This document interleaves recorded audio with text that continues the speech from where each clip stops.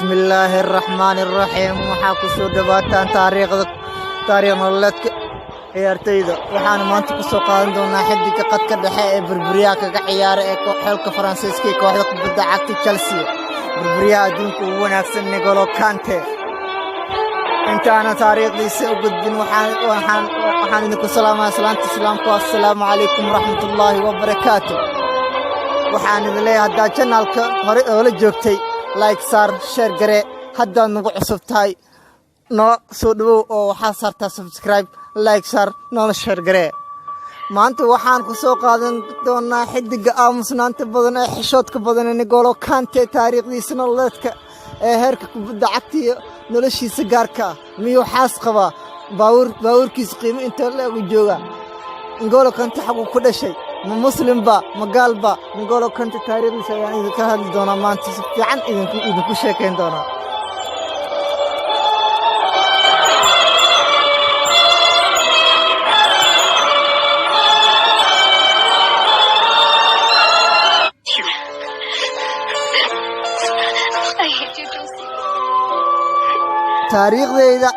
taariikhda N'Golo Kante waxay ku sheegaysaa xaqiiqooyin ku saabsan sheekadiisa caruurnimo noloshiisa hore waalidiintiisa qoyska xaaska nolosha baawurka qiimaha saafiga ah iyo nolosha shakhsiyeed si kooban tani waa sheeko nololeedkii Kante live bagar waxay soo bandhigtay xaqiiqooyinka aan la soo koobi karin laga soo bilaabo waqtigiisa yaraantiisa ilaa ay markii uu caan noqday hadda si aad u hesho rabitaanka taariikhda nololeedka N'Golo Kante waa kana caruurnimadiisa ilaa iyo qaangaarkiisa waa soo koobi doonaa insha Allah N'Golo Kante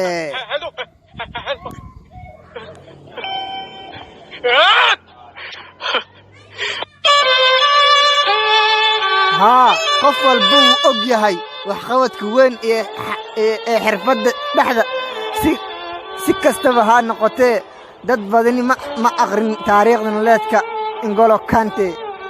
N'Golo Kante sheekadiisa caruurnimada N'Golo Kante wuxuu dhashay maalintii 19aad ee Maarso 1991 magaalada Paris France waxaa dhashay waalid aan la garanayn oo asal ahaan ka soo jeeda qoys hore N'Golo Kante waalidkiisa waxay u haajireen Faransiiska iyagoo ka yimid Mali galbeedka Afrika 1980 si ay u raadsadaan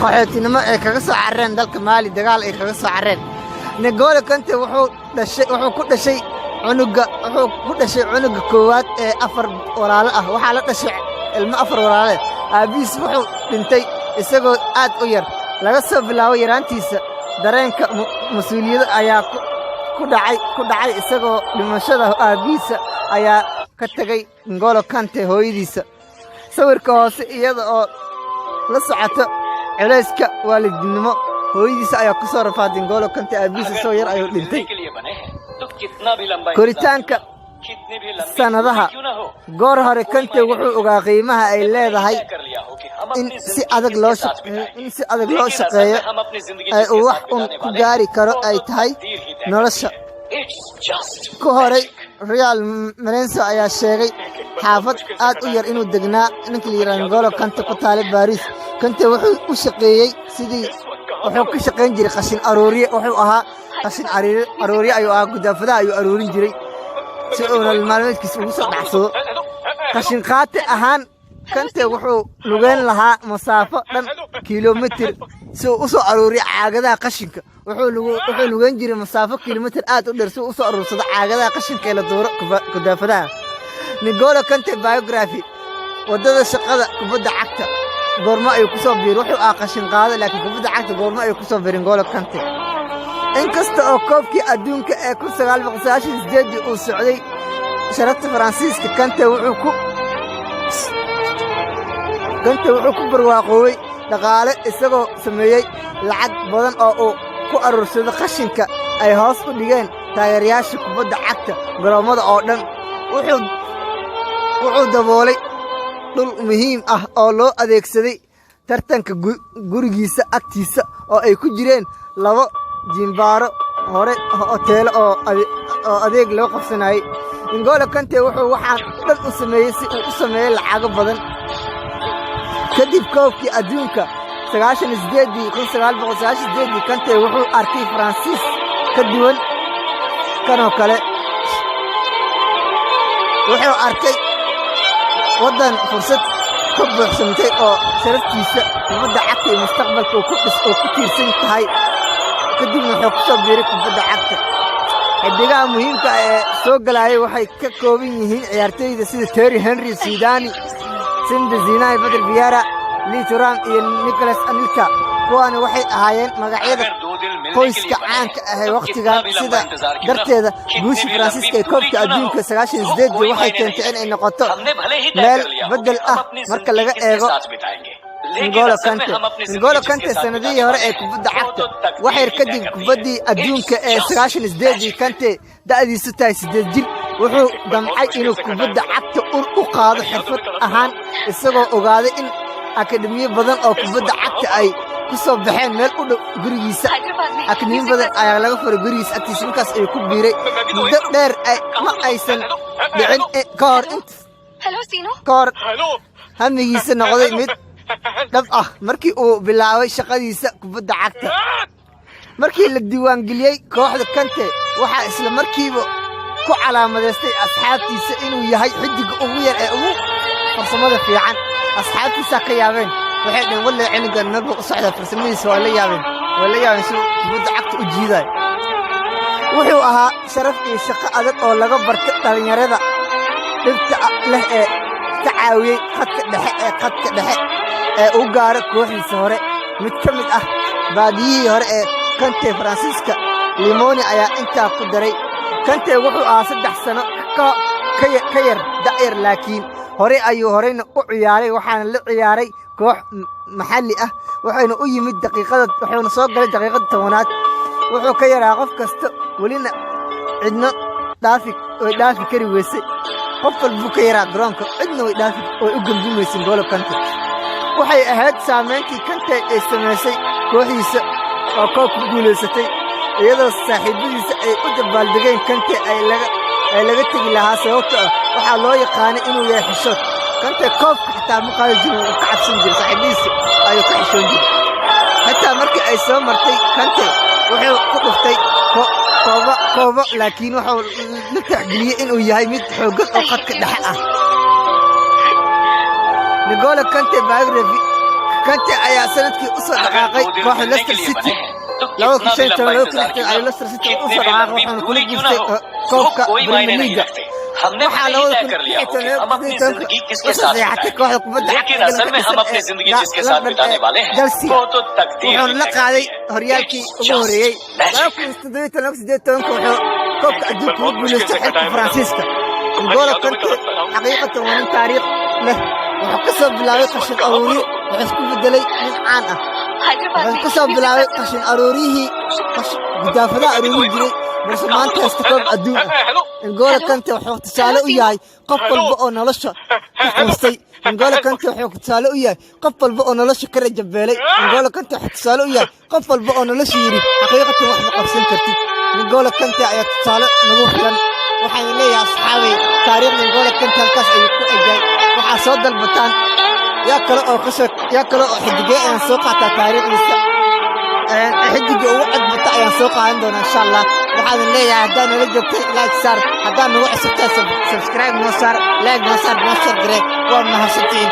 waa anigoo ah walaal boos. waxaan idin leeyahay assalaamu calaykum waraxmatullaahi wabarakaatu. nabadgelyo.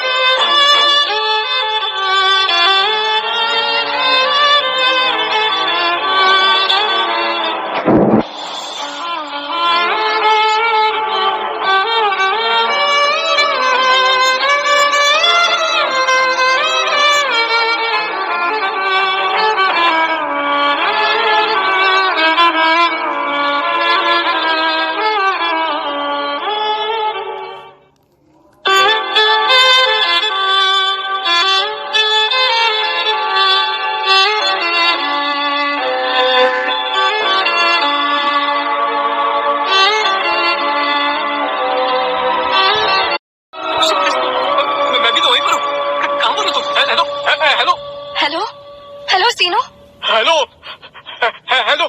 Hello.